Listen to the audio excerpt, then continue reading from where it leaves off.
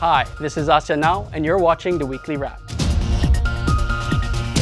First up, in Malaysia, the country reported its first case of Zika on Wednesday. The victim, a 58-year-old woman from Klang, may have contracted the virus after returning from Singapore. She was in the island republic to visit her daughter, who is now one of the 5 Malaysians there confirmed to be infected with Zika. Singapore has been battling against the vector-borne virus since Sunday, with a total of 151 confirmed cases so far. It is believed that the Zika virus may be linked with the microcephaly birth defect, a condition that causes abnormally small heads in babies.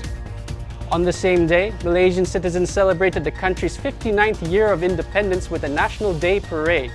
Crowds gathered in downtown Kuala Lumpur to watch the spectacle of marching bands, giant balloons, and even a thrilling hostage rescue scene enactment by the police. Now, the icing on the cake was this. Police had foiled an attempt by Islamic State militants to launch simultaneous attacks on several sites around the capital on the eve of the National Day. The first known IS attack on home soil occurred just months earlier in June. Moving on to the Philippines, the military deployed an additional 2,500 troops on Tuesday in its campaign against the notorious Abu Sayyaf Islamist group. This comes after an army offensive launched last week saw 15 soldiers dead and 10 wounded in a single encounter with the militants on Monday, where some 21 terrorists were killed in the clashes. Next, Indonesia's Disaster Management Agency announced on Wednesday that all land and forest fires raging in the Riau province of Sumatra Island were put out. The news was well received by Singapore and Malaysia, as both countries were shrouded in haze last weekend due to the blazes in Riau. Lastly, in Sumatra, a church congregation subdued an 18-year-old assailant who attacked a Catholic priest with an axe. The youth assaulted the victim after a homemade bomb he was carrying failed to detonate. Fortunately, the priest only sustained light injuries on his arm. We now head over to Bangkok with our Thailand partner, Nation TV, for the latest roundup from the northern ASEAN region. Thank you, Kuala Lumpur. Here are the latest updates from mainland Southeast Asia. Prime Minister Hun Sen of Cambodia goes personal with Vietnamese netizens over the South China Sea issue. Prime Minister Hun Sen asked the Vietnamese government to educate its citizens after receiving a barrage of criticism over Cambodia's stance on the South China Sea issue. He has been a frequent punching bag on Facebook for those critical of Cambodia's efforts to stop ASEAN from getting involved in the dispute with China.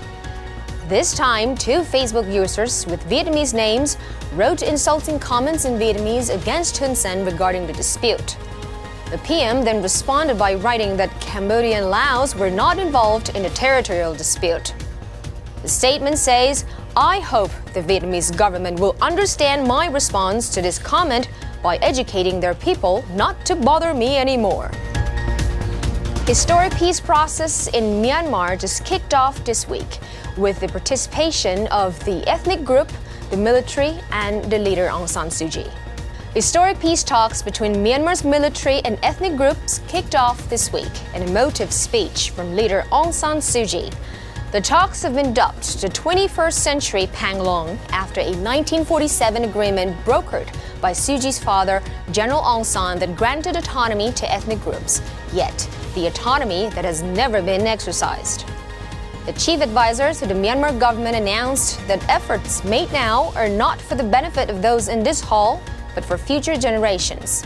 Close to 2,000 representatives are attending the 5-day conference in Naypyidaw, the nation's capital city, with the intention of ending 5 decades of civil war. Lao netizens criticized the closure of schools during ASEAN summit.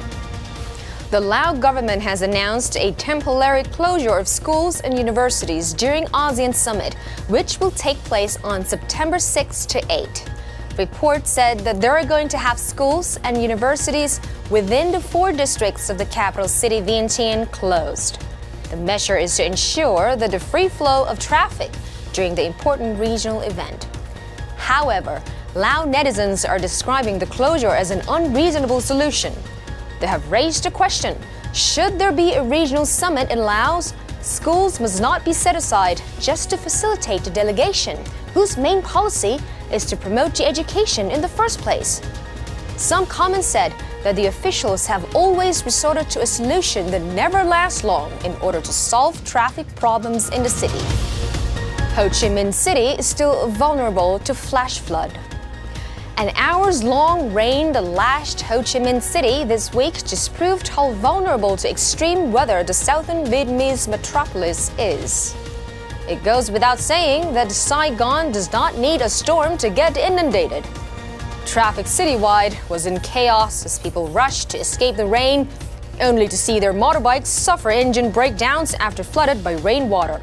The city's Tan Son Nhat International Airport too was flooded, with numerous flights cancelled or delayed. Thailand is among the top 10 countries most watching YouTube.